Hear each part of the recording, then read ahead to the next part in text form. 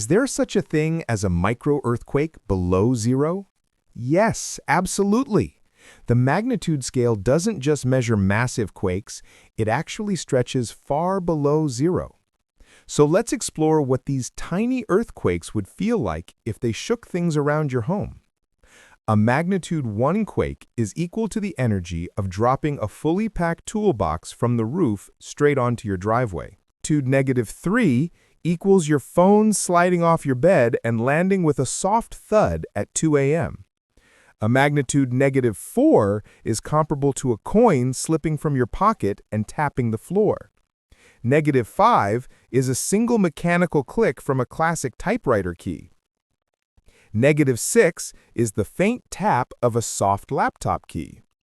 -7 is the whisper-light landing of a butterfly wing brushing the ground. A magnitude -8 is like a tiny sugar crystal falling from your hand onto the kitchen counter. And jumping all the way down to magnitude -15, imagine the gentlest moment possible. A speck of dust drifting slowly through the air and settling silently on your table. Sometimes, the smallest earthquakes remind us that not all forces in nature are destructive. Some are simply delicate and peaceful.